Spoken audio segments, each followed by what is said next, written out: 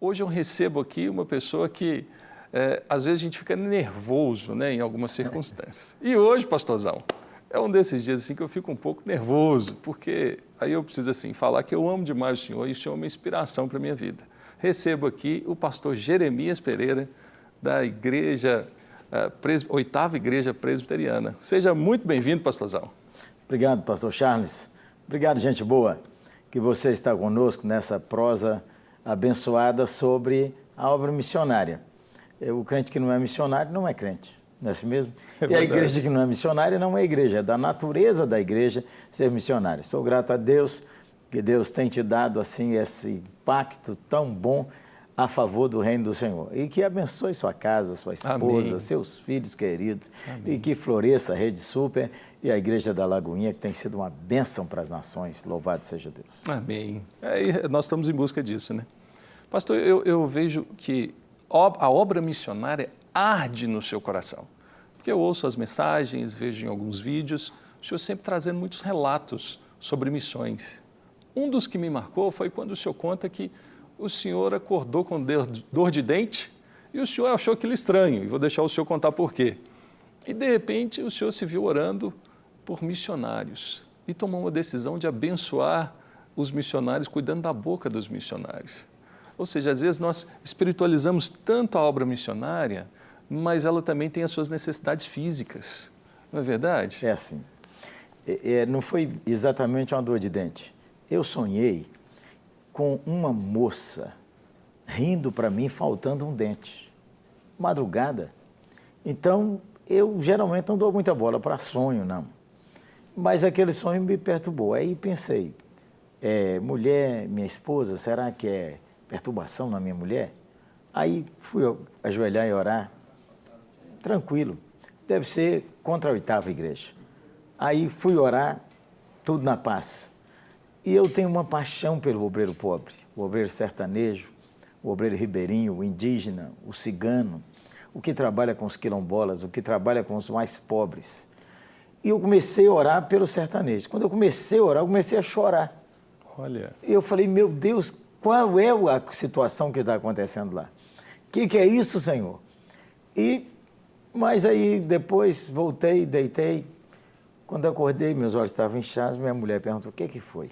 Minha mulher é Cláudia Maria. E eu disse, contei o sonho. Eu falei, você tem algum discernimento? Ela disse, tem nenhum discernimento, meu filho. Aí, mas ela falou, mas vamos orar para o Senhor te dar uma ideia. Eu moro ali da Oitava, onde eu moro, mais ou menos uns 3 minutos de carro. Nessa estrada de 3 minutos eu tive uma ideia. Cheguei na nossa igreja e liguei para umas 10 pessoas no sertão. E Deus estava naquele negócio. Por quê? Eu pensei, será que tem algum pastor sem dente? Será que tem algum missionário que está faltando tratar dos dentes? E naqueles 10 telefonemas, eu descobri esposa de pastor sem nenhum dente na boca. Descobri pastor que precisava da prótese de cima, outros que precisavam da de baixo. E nós começamos um projeto chamado Sorriso do Obreiro Pobre. E nós já pusemos dentadura em mais de 300 obreiros. Já tratamos dos dentes de muita gente, continuamos tratando, mas Deus me deu um presente, Santo Varão. Eu fui num lugar chamado Catugi. Catugi é sertão de Minas, ali, pertinho de Teoflotone. Eu tenho um pastor que é meu irmão de sangue, pastor Jairo Pereira, um homem sustância. Está plantando uma igreja batista da Convenção Brasileira lá em Catugi. Pois eu fui visitá-lo. Quando cheguei lá, tinha uma moça, assim, na casa dele, e ela estava rindo, mas com a mão na boca. Eu falei, o que é isso, menina? Por que você está rindo aí com a mão na boca? Uma moça de uns 17 anos. Ele disse para mim assim, eu falei, tira essa mão da boca, menina, mas ela não tirou. Ele disse, é porque ela falta um dente, e ela é nossa professora de escola bíblica para crianças na zona rural. Mas ela não dá aula aqui porque ela tem vergonha. Quando ela tirou a mão, aí eu chorei mesmo, que a mulher do sonho era aquela. O senhor lembrou, era o sonho se concretizando naquele momento. Naquele momento. A gente já tinha ajudado muita gente, mas aí nós investimos para restaurar todo O senhor deu um sorriso na boca do obreiro. Exatamente. Porque isso restaura a autoimagem. Bom, isso tem a ver com a minha história. Eu sou de uma família pobre. E eu tive uma doença na boca que perdi todos os dentes da parte superior. E dessa idade, de 14 anos aos 17, quando a gente descobre o planeta feminino, eu não tinha um dente para rir. Então eu andava com a mão na boca. Era banguelo do 14, na fase da adolescência. Na fase da adolescência. E as meninas não aproximavam de mim. Não aproximavam de mim. As meninas só aproximavam de mim quando queria aprender matemática, que era oportunidade. E aí, quando eu fiz 17 anos, arrumei um emprego, sobrou um dinheiro, pus uma prótese na boca. Aí eu falei, passou a rir para todo mundo. Aí eu falei, comecei a rir. Eu jamais imaginei que eu ia ser um pregador, Santo Varão, porque eu tinha tanto complexo, tanta vergonha de meu rosto. E aí, por causa disso, como é que Deus faz? Nada que Deus coloca na nossa história é perdido.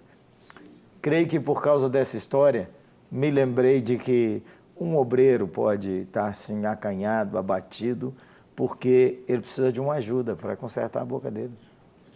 E isso inspirou outros irmãos que em vários lugares têm trabalhado assim, ajudando sua região. Louvado seja Deus. Isso também é missões. A gente investe para restaurar a alegria, a paz no coração de um obreiro, sua autoimagem, e ele se torna um obreiro melhor.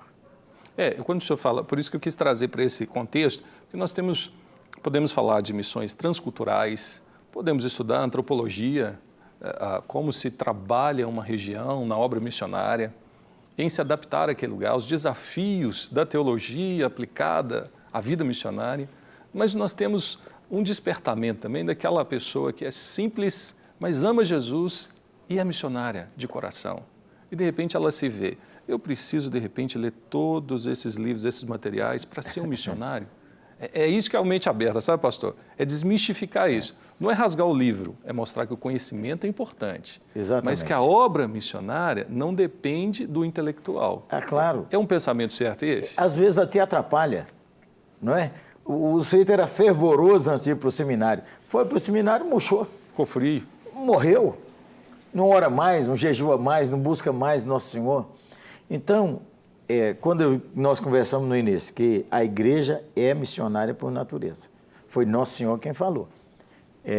Indo pregai o evangelho a toda criatura e fazei discípulo de todas as nações. E a gente precisa começar onde? Onde a gente mora. Começar na família da gente, na cidade da gente, na rua da gente, e espalhando como ondas concêntricas. O texto que muita gente sabe, até de cor, Atos 1:8. Mas recebereis poder ao descer sobre vós o Espírito Santo e sereis minhas testemunhas, tanto em Jerusalém como na Judéia e Samaria, até os confins da terra. Então, vai se espalhando. Onde é sua Jerusalém? É aí mesmo. Onde é nossa Samaria? É nos arredores. E toda a igreja, eu quero falar com você que às vezes é de uma igreja que tem pouquíssima gente. Toda a igreja é um presente de Deus para as nações. O dia que esse paradigma entra na alma do povo e entra na alma do pastor da igreja, toda a igreja, tenha 10 membros, tenha 10 mil membros, toda a igreja é um presente de Jesus para as nações. Então precisa cultivar esse coração apaixonado para ser bênção para as nações. Apaixonado e de uma responsabilidade e não menosprezando quem a própria igreja é. Porque ela está ali, se ela é um presente, ela vai ser um presente para toda aquela região, para a comunidade. E ela vai trazer benefícios, virtudes, presentes para aquelas pessoas que ainda não conhecem o papel da igreja. É claro, porque como é que eu vou ser bênção lá se não sou bênção aqui? Então, muita gente quer, eu tenho chamado missionário para a Índia, mas nunca foi bênção aqui onde ele vive. Na igreja onde ele vive, na igreja onde ele está. Mesmo, Deus pode chamar você, como disse o nosso pastor ali no início, mas comece sendo bênção aí, na igreja que você está, na cidade que você vive. Esse não é que a gente é só assim, afinando aqui contigo. Eu penso que às vezes a gente precisa substituir um paradigma por um novo, um paradigma bíblico. Às vezes você tem uma reação ruim. Agora é só missões. Não, tudo é missões, irmão. Tudo tem que ser missões. Se não for, nós deixamos de obedecer Nosso Senhor. Então, a igreja, se a gente começa a pensar que ela é um presente para as nações, ela vai ser bênção aqui. Como igrejas que eu conheço, no lugar pobre, pobre, pobre. Como conheço igrejas que estão em cidades maravilhosas, como São Paulo, Belo Horizonte, Nova York, igrejas que são bênção para aquelas cidades e para as nações. E aí cumpre o seu papel ali. Pastor, o missionário, ele tem uma preparação, porque nós temos o cristão, o meu cunhado usa um termo, não sei se ele aprendeu com o senhor, o crente comum. Nós temos o crente comum e todos nós fazemos parte desse exército. Somos cristãos e não tem essa diferenciação. E tem uns que se dedicam em tempo integral e acabam estudando e se preparam melhor intelectualmente através da teologia. O preparo do missionário, aquele que é enviado, que a igreja envia, ele precisa se preparar, tem um tempo de reeducação, de estudar cultura, de adaptação, de não ir ser um missionário meio kamikaze. Ele chega num lugar e muda tudo. Ou vira tudo, ou todos nós vamos morrer. Como é que administra isso? Porque às vezes o jovem tem um chamado missionário, não, eu quero largar tudo, quero ir para a África. E às vezes o pastor diz a ele, rapaz, forma primeiro, você está fazendo faculdade. Ah, não, o pastor enterrou meu chamado, não é isso. Vou enterrar meu talento. Essas coisas todas são muito tensas. Por quê? Grandes homens que abriram obras missionárias, eles nem sabiam falar direito. Plantaram igrejas em tantos lugares. Ou seja, a obra missionária não está diretamente ligada à referência intelectual. Não, porque é o poder de senão, Deus. Veja você, os discípulos de Nosso Senhor, eles eram quase todos semi-analfabetos. Dizem os eruditos que o texto de 1ª e 2ª Pedro, no original, é um texto complicado. Mistura grego com aramaico, com hebraico, pensamento hebraico com pensamento aramaico. E era aquele pregador que num sermão só, na primeira chamada, 3.000 e sem fazer todo aquele movimento para trazer muita gente, não é? Agora, também, por outro lado, nós temos um eruditíssimo, que é o Paulo, nosso irmão, que escreveu as cartas. Então, o Senhor vai usar todo mundo. Agora, tem, é claro, todo o preparo, ele é importantíssimo. Você acha que está recebendo esse programa aí na sua casa, no seu celular, onde você está? Para que isso chegasse aí, muita gente queimou a cabeça para desenvolver câmera, iluminação, isso, aquilo, para que chegasse até você. Então, todo o ensino vale. Vamos pensar na obra missionária.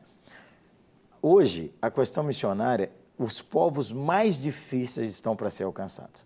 No Brasil, nós temos 8 povos que urgente precisa de missionários. No Brasil, povo não alcançado. Nós temos os ribeirinhos, lugares difíceis, pequenas comunidades, só chega de barco, às vezes um barquinho.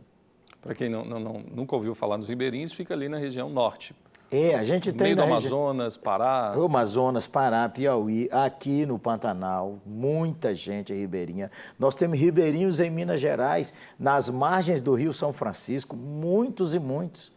Então, quem vai lá? Não tem conforto, tem mosquito, tem que saber lidar com aquele povo, que aquele povo não é o mesmo povo da cidade, mesmo a cidade que tenha 3.000 habitantes, é diferente de uma comunidade ribeirinha que tem 200 pessoas, 40 pessoas. Existe uma cultura local que é totalmente 15 diferente. famílias. E muitas vezes, para ir lá, precisa andar num barquinho aí um dia. Então, os ribeirinhos. Precisa de missionários para o ribeirinho e precisa de quem... Aí é o outro conflito que a gente tem, que é um missionário preparado e um missionário típico, ou o que a gente chama um missionário nacional. Vamos sustentar um ribeirinho que vive entre os ribeirinhos? É outro conceito. Para que ele faça missões na sua própria terra. No seu próprio povo, ele já conhece o jeito. Que é uma missão do Haggai, né, que faz muito Exatamente. isso. Treinar o seu próprio povo para fazer... Exato.